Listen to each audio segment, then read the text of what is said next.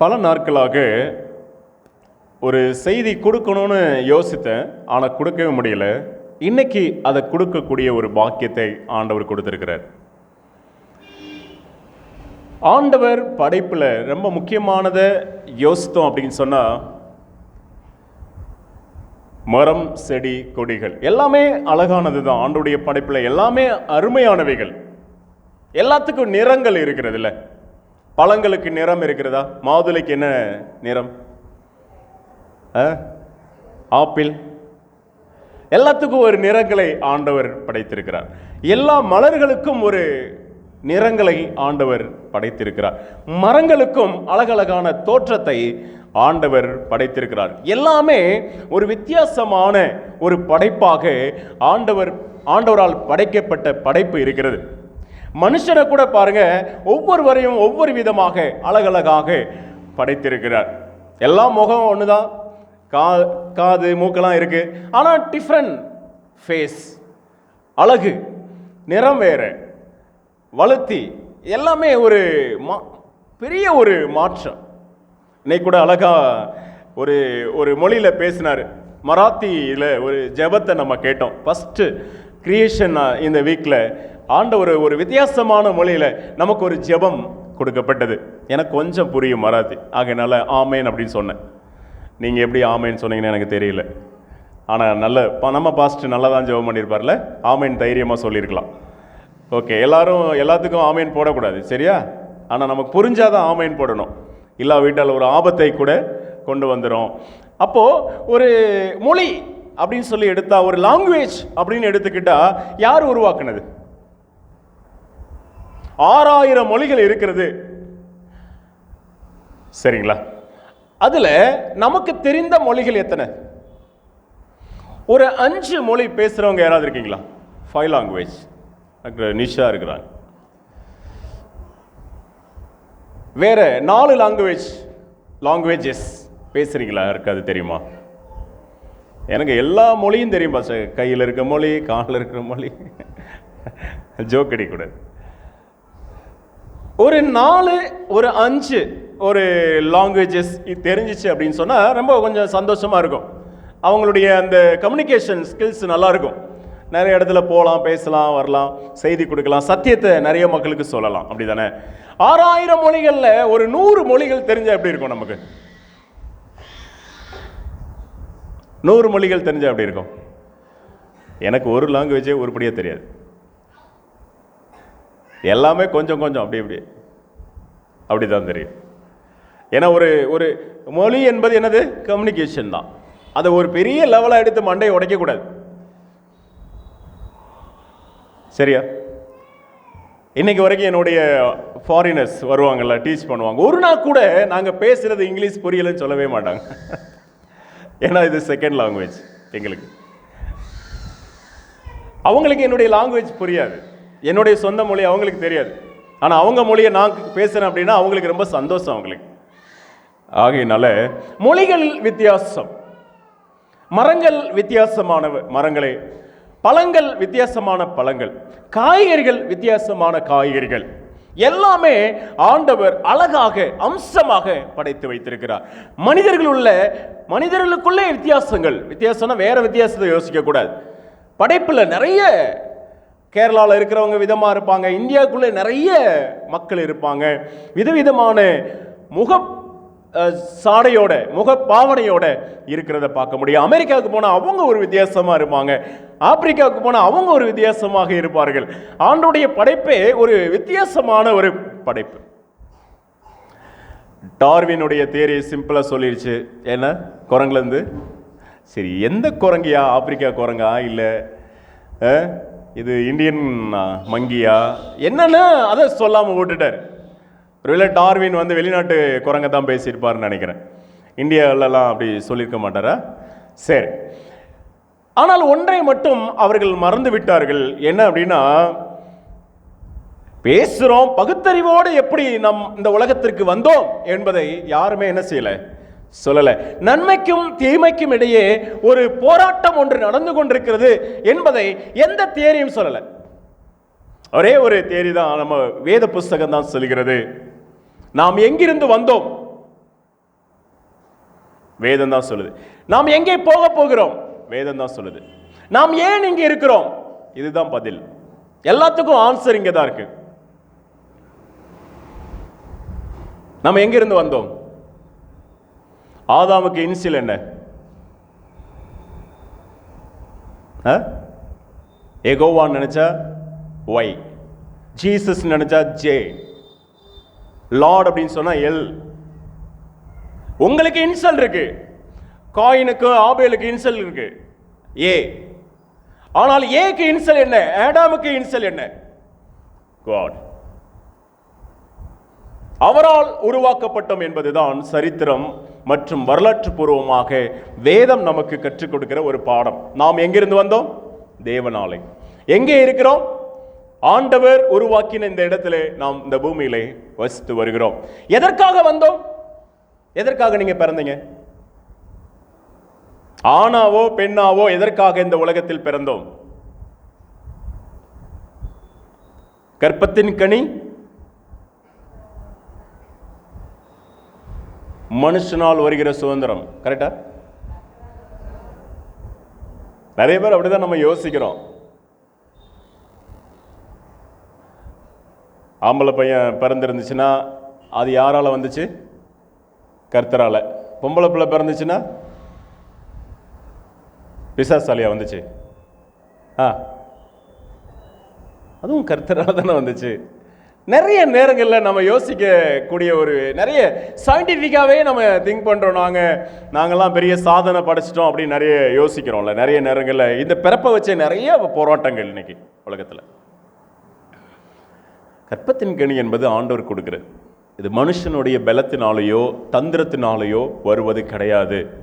ஆண்டவர் உங்களை ஏதோ ஒரு நோக்கத்துக்காக ஆணாவோ பெண்ணாகவோ படைத்திருக்கிறார். சங்கீதக்காரர் 139 சங்கீதத்தில் என்ன சொல்றாங்க? என்ன சொல்றாங்க 139? நம்முடைய படைப்பை பத்தி, நம்முடைய வாழ்க்கையை குறித்து அவர் எழுதி வைத்திருக்கிறார். சங்கீதக்காரர் 139, என் அவயவங்களில் ஒன்றாகிலும் இல்லாத போதோ அவைகள் உருவேற்படும் நாட்களும் உமது புஸ்தகத்தில் அல்லவோ இருக்கிறது. அவயவங்களை உருவாக்கின அந்த நாள் ஆண்டவருடைய புஸ்தகத்தில் இருக்கிறது என்று சொல்லும் போது ஆனா பெண்ணா என்பது நிர்ணயிப்பது தேவன். சயின்ஸ் இல்லை, விஞ்ஞானம் கிடையாது, மருத்துவம் கிடையாது. கிறிஸ்துவுக்குள் பிரியமானவர்களே, எதற்காக ஆண்டவர் உங்களை இந்த பூமியிலே பிறக்க வைத்தார்? ஆணாகவோ அல்லது பெண்ணாகவோ. காரணம் என்ன? மற்ற உலகத்தாரை போல ஒரு வீட்டை கட்டி நம்முடைய சொந்த உழைப்பு பணம் எல்லாத்தையும் அதுல போட்டுட்டு திருச்சபைக்கு வரும்போது சில்லறை மாத்திட்டு வந்து போட்டு நல்லா இருக்க, ஜவுளி கடை போகும்போது அப்படியே ஏடிஎம் கார்டை அப்படியே அமைக்கி நம்முடைய வாழ்க்கை எதற்காக? ஏதோ ஒரு நோக்கத்திற்காக இங்கே வந்திருக்கிறோமா? அல்லது நோக்கம் இல்லாத ஒரு வாழ்க்கைக்காக இந்த உலகத்தில் நீங்களும் நானும் பிறந்திருக்கிறோமா? ஏசப்பாட்ட என்னைக்காவது ஜெபம் பண்ணியிருக்கீங்களா? ஏசப்பா, உங்களுக்காக வாழணும் ஒரு வாழ்க்கை, சத்தியத்துக்காக மட்டும் வாழணும், இல்லைன்னா வாழக்கூடாது.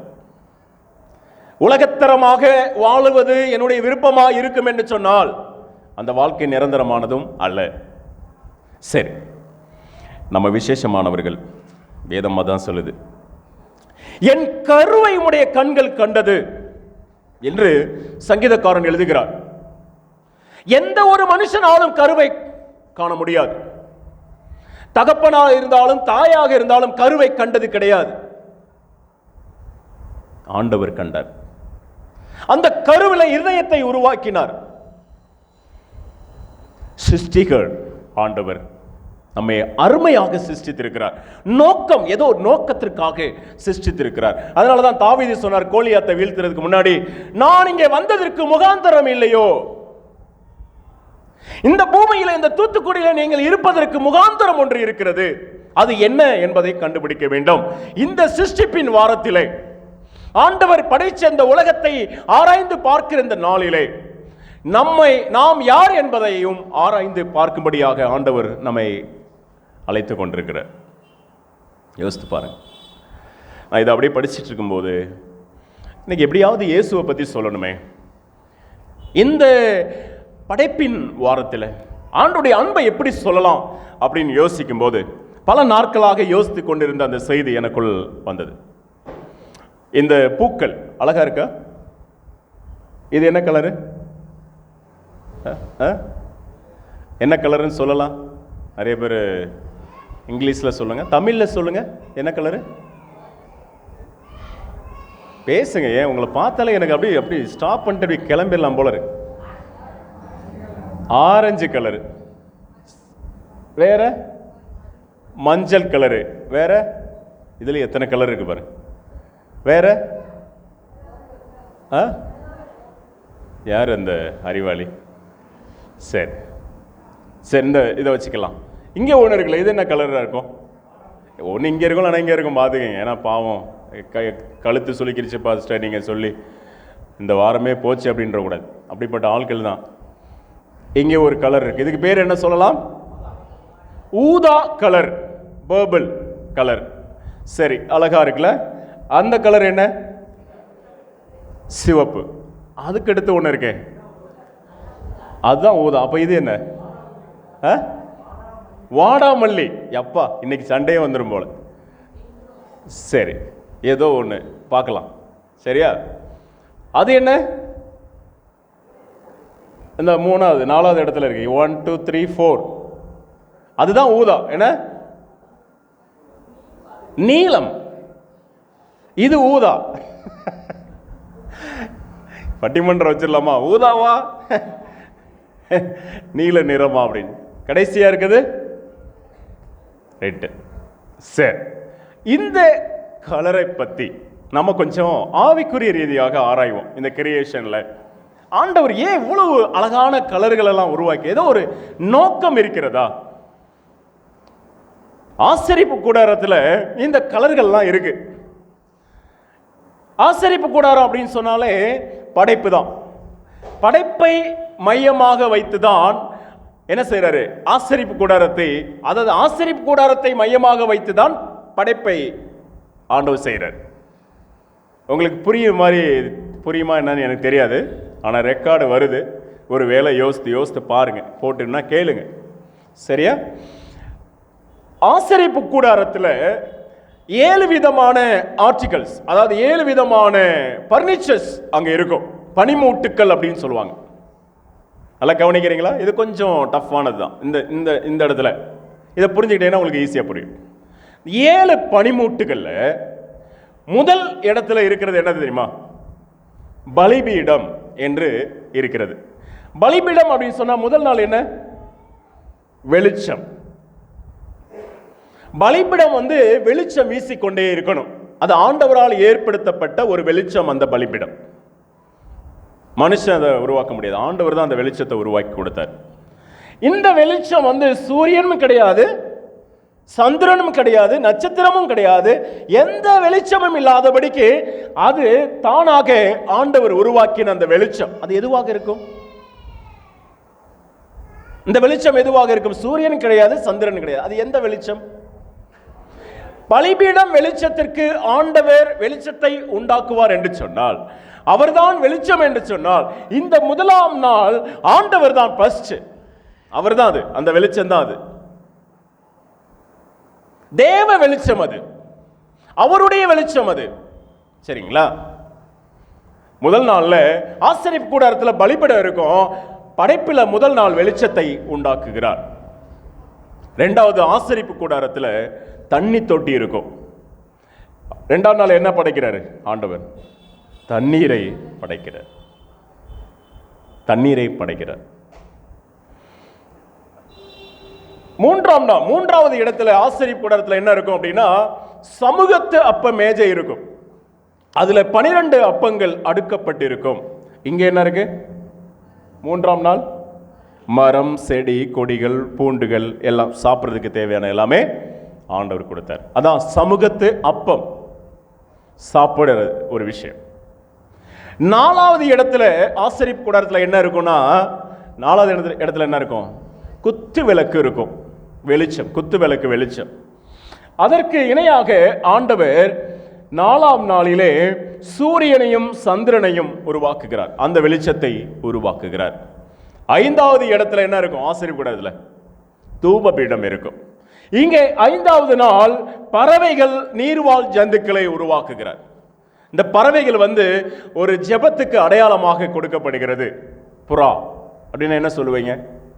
அது ஒரு தூது.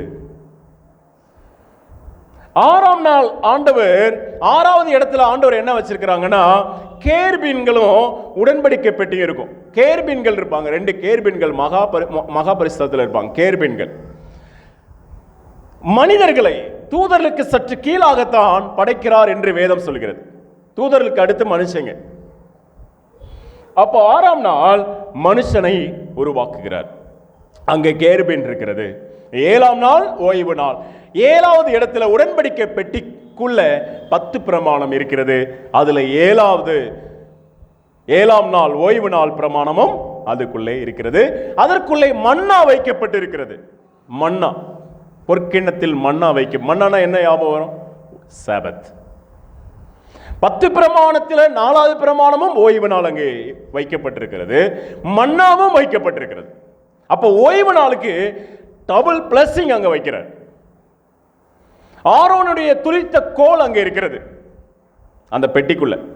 அது எது அப்படின்னு சொன்னா, மரணத்துக்கு பின் மனிதனுக்கு ஒரு வாழ்க்கை இருக்கிறது, இயேசு சீக்கிரமாக வரப்போகிறார் என்கிற சத்தியத்தை சொல்லுகிற ஒரு திருச்சபைக்கு அடையாளமாக அந்த ஆரோனின் கோல் அங்கே வைக்கப்பட்டிருக்கிறது, துளிர்த்த கோல். இதுதான் கிரியேஷன் உடைய ஆசரிப்பு கூடாரம், சாங்சுவரி பிளஸ் கிரியேஷன். இதை சேர்த்து வச்சு நம்ம பார்த்தோம்னா, ஆண்டவர் ஆசரிப்பு கூடாரத்தை மையமாக வைத்து ஒரு படைப்பை உருவாக்கி இருக்கிறார். இப்ப நம்ம செய்திக்குள்ளாக வரப்போறோம். இது ஃபர்ஸ்ட் நம்ம தெரிஞ்சுக்கிற வேண்டிய ஒரு விஷயம். இப்ப எல்லாருக்கும் புரிஞ்சிச்சுங்களா? ஆசரிப்பு கூடாரம் தெரிஞ்சிச்சுன்னா படைப்பு உங்களுக்கு ஈஸியா தெரியும், அல்லது படைப்பு உங்களுக்கு சரியா தெரிஞ்சுன்னா ஆசரிப்பு கூடாரம் உங்களுக்கு கரெக்டா தெரியும். அந்த படைப்பில் இருக்கிற, அந்த ஆசரிப்பு கூடாரத்தில் இருக்கிற கலர்ஸ் என்ன என்பதை நம்ம ஆராய்ந்து பார்க்க போறோம். சரிங்களா? இதை படிக்கிறதுனால நமக்கு என்ன ஆசீர்வாதம் அப்படின்னா, வெளிப்படுத்தின விசேஷத்துக்கு நீங்க வந்தீங்கன்னா குதிரைகளை பத்தி பேசுவார். முதல் குதிரை எப்படி இருக்குமா? கருப்பு அப்படின்னு வரும், சிகப்புன்னு வரும், வெள்ளன்னு வரும், மங்கின நிறம்னு வரும். ஏன் ஆண்டவர் அங்கே நிறத்தை பற்றி பேசுறாரு அப்படின்னா, அதுக்கும் ஒரு அர்த்தம் இருக்கிறது.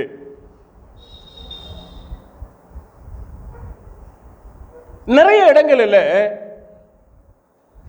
கலர்ஸ் பயன்படுத்தி இருக்கிறாங்க. இந்த கலர் அப்படின்னு சொல்லி, வண்ணங்கள், இந்த வண்ணம் அப்படின்னு சொல்லி பயன்படுத்தி இருக்கிறாங்க. நம்ம ஒரு சில கலர்களை நம்ம படிக்க போகிறோம். The color codes of the sanctuary, colour codes of the sanctuary, அதை நம்ம படிக்கும்போது ஆண்டவருடைய படைப்பையும் நாம் புரிந்து கொள்ள முடியும். முதலாவதாக ஆசரிப்பு கூடாரத்தில் என்னெல்லாம் இருந்துச்சு அப்படின்னு நீங்க படிக்கணும்னு ஆசைப்பட்டீங்க அப்படின்னா, யாத்ராகமம் புஸ்தகம் 25 அதிகாரம்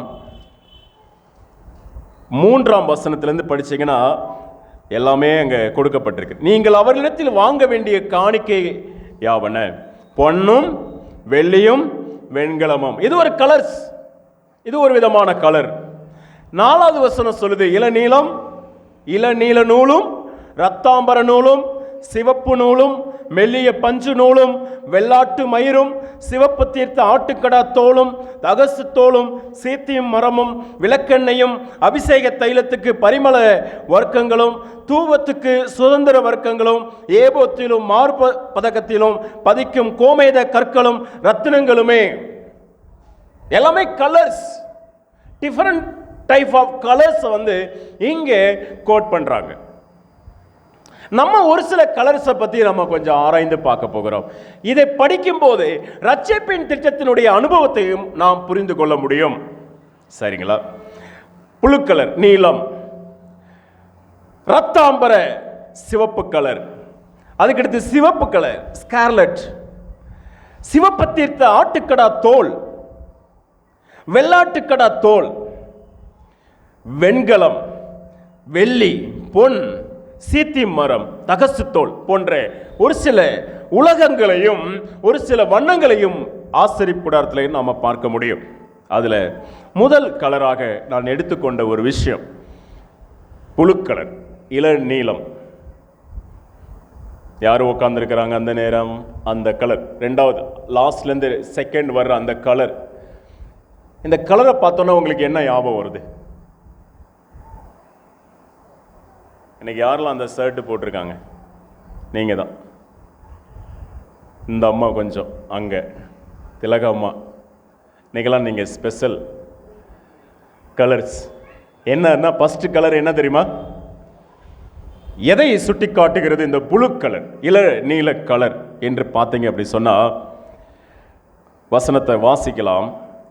யாத்ராகமம் 24ஆம் அதிகாரம் 10வது வசனமும் 12வது வசனமும் வாசிங்க.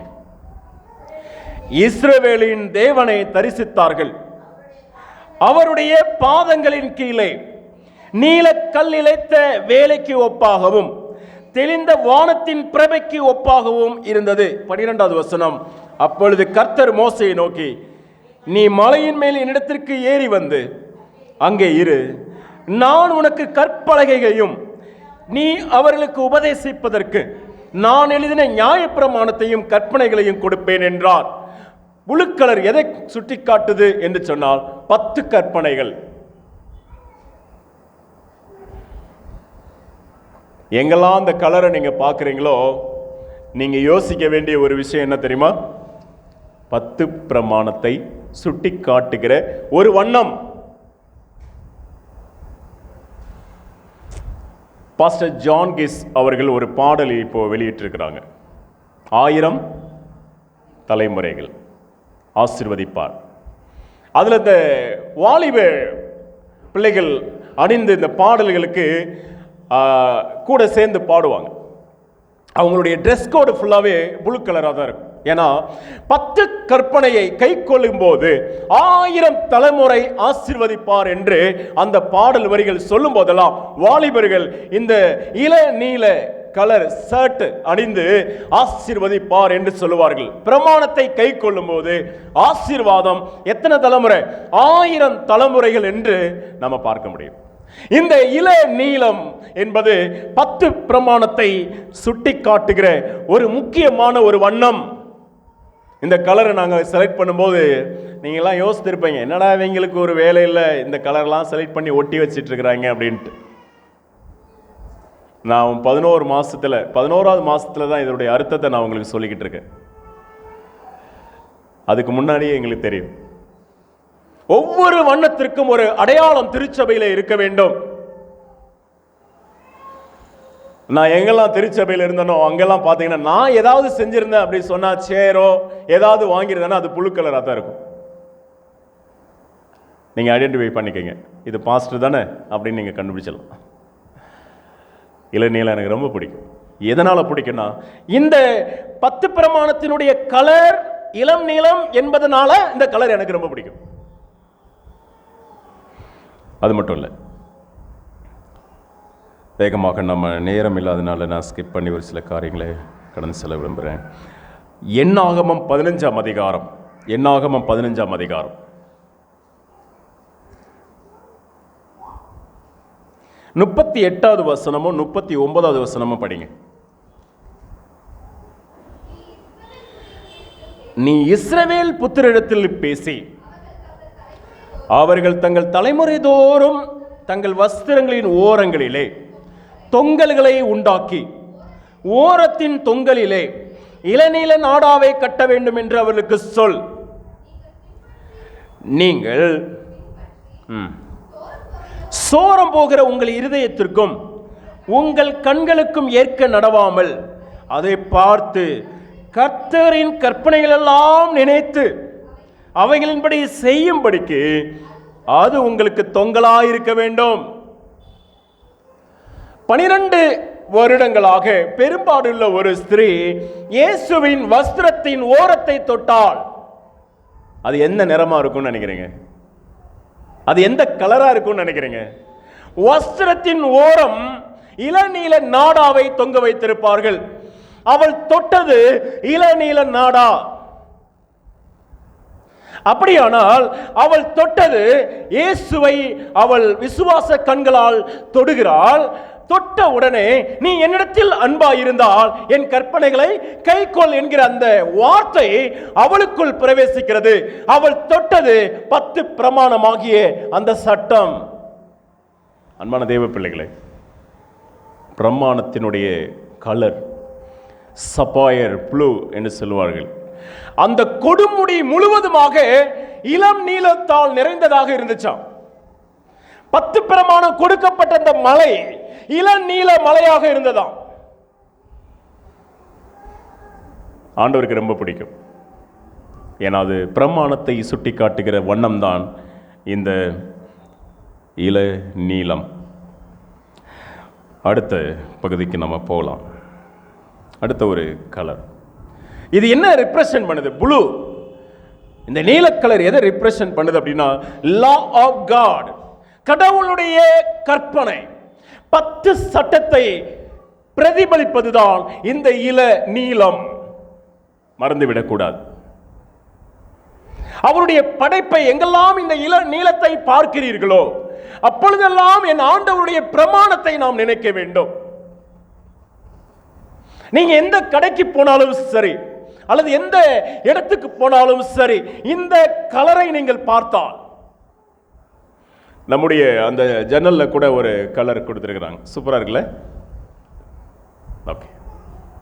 இந்த கலருடைய அம்சமே வேற. அது ஒரு அழகு. ஏனென்றால் பிரமாணம் என்பது சிங்காசனத்தின் ஆதாரம். இரண்டாவது பர்பிள் கலர். இதுக்கு என்ன சொல்லுவாங்க தமிழ்ல? வேதத்திலிருந்து பார்க்கலாம். ரத்தாம்பரம் என்று சொல்வார்கள். ரத்தாம்பரம் என்று சொல்வார்கள். மார்க்கு சுவிசேஷம் 15ஆம் அதிகாரம் 17வது வசனத்தை வாசியுங்கள். மார்க் 15ஆம் அதிகாரம் 17வது வசனம்.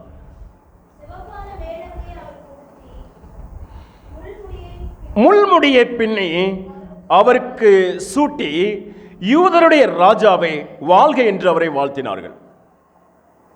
ஆங்கிலத்தில் போட்டிருக்கு, and they clothed him with purple and planted a crown of thorn என்று சொல்லப்பட்டிருக்கிறது. முள்முடியை அவர் மேல் சுமத்தினார்கள்.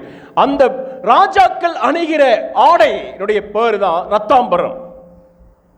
இயேசு கிறிஸ்து ராஜாவாக, யூதர்களின் ராஜாவாக அவர் இந்த பூமிக்கு வந்தார் என்று சிலுவையிலே பார்க்க முடியும். இவர் யூதருடைய ராஜா என்று எழுதப்பட்டிருந்தது. ராஜா உடுத்துகிற உடை பர்பிள் கலர். அதை இயேசுவானவர் அணிந்திருந்தார். நம்மையும் ஒரு ராஜாவின் பிள்ளைகளாக அவர் பார்க்கிறார் என்பதற்கு அடையாளம் தான் இந்த வண்ணம். இது ஒரு ராஜரீகம், ஒரு ஒரு ராயல்டி, ஒரு ராஜரீகத்தை சுட்டி காட்டுகிற ஒரு கலர். இது உண்மையிலே இந்த மாதிரி ஒரு கலர் கிடைச்சிச்சுன்னா ஒரு ராஜாக்கள் அல்லது ராஜாவுடைய பிள்ளைகள் அணிகிற ஒரு வண்ணம் இது. இந்த கலரை பார்த்தா விடாதீங்க. இந்த கலர் எங்கெல்லாம் இருக்கும்? கத்தரிக்காயில் இருக்கும், அப்படிதானே? வேற என்ன இருக்கும்?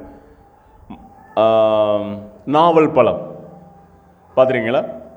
இப்போலாம் அந்த அந்த கிங்ஷிப் ஃப்ரூட்ஸ் எல்லாம் பார்த்தீங்கன்னா அது ரொம்ப முக்கியமானதாகவே இருக்குது. அதெல்லாம் ரொம்ப அந்த வண்ணமே நிறைய பேருக்கு உதவி, மருத்துவ குணம் உடைய அது பொருட்களாக கூட இருக்கிறத நம்ம பார்க்க முடியும்.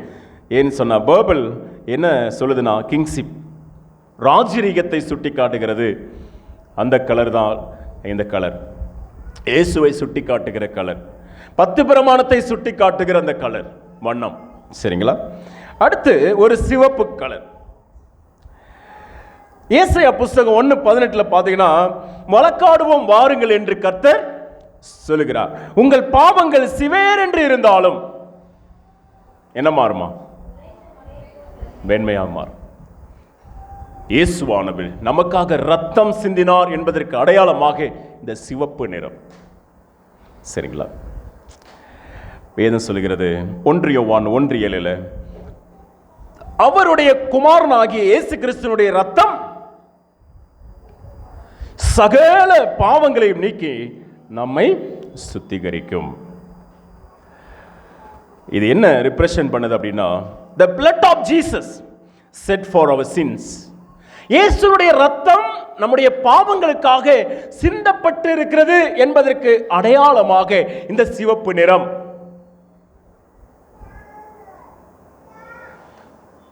இளநீலம் எதற்கு அடையாளப்படுத்தப்பட்டிருக்கிறது? பிரமாணம். Purple colour ரத்தாம்பரம். பைபிள் படி பார்த்தீங்கன்னா ரத்தாம்பரம் இயேசுவினுடைய ராஜரீகத்தை சுட்டிக்காட்டுகிற ஒரு கலர் சிவப்பு. இயேசு நமக்காக ரத்தம் சிந்தினார் என்பதற்கு அடையாளமாக சிவப்பு. நம்முடைய இந்த ரூம் ஃபுல்லாகவே ஒரு கலர் இருக்கு. என்ன கலரு? ஒயிட். அப்படிதானே? என் பக்கத்திலே நிற்குது. இது ஒரு கலர் செலக்ட் பண்ணியிருக்கோம். என்ன கலர் இது? ஒயிட். ஒயிட் அப்படின்னாலே சுத்தம், பரிசுத்தம். நேற்று ஆரம்ப ஆராதனையில் நம்ம படித்தோம், யார் பரிசுத்தவான்கள் அப்படின்ற ஒரு செய்தி. அநேகருடைய உள்ளம் தொடப்பட்டிருக்குன்னு நான் நினைக்கிறேன். இந்த ஒயிட் பற்றி நம்ம படிக்கணும், இந்த வெண்மை அப்படின்னு நம்ம படிக்கிறோம் அப்படின்னா, வெளிப்படுத்தின விசேஷம் 19:8 சொல்கிறது, சுத்தமும் பிரகாசமுமான மெல்லிய வஸ்திரம் தரித்துக் கொள்ளும்படி அவளுக்கு அளிக்கப்பட்டது. அந்த மெல்லிய வஸ்திரம் பரிசுத்தவான்களுடைய நீதியே என்று சொல்லப்படுகிறது. ஆண்டவர் அநேக வண்ணங்களை ஆண்டவர் படைச்சிருக்கிறார். நிறைய எடுத்திருக்கிறேன், இதுக்கு மேலே சொன்னால் உங்களுக்கு புரியாது. ஆகையினால 4 கலரை நீங்கள் மனசில் வச்சுக்கோங்க. மனதில் வைத்து என் ஆண்டவர் உடைய படைப்பை எங்கெல்லாம் இந்த மாதிரி கலர்ஸ் பார்க்குறீங்களோ இயேசுப்பாவை நினச்சி பாருங்கள். அப்படிப்பட்ட அனுபவம் உங்களுடைய வாழ்க்கையில் என்னுடைய வாழ்க்கையிலும் இருக்கட்டும். கர்த்தர் நம்மை ஆசீர்வதிப்பாராக. ஆமென்.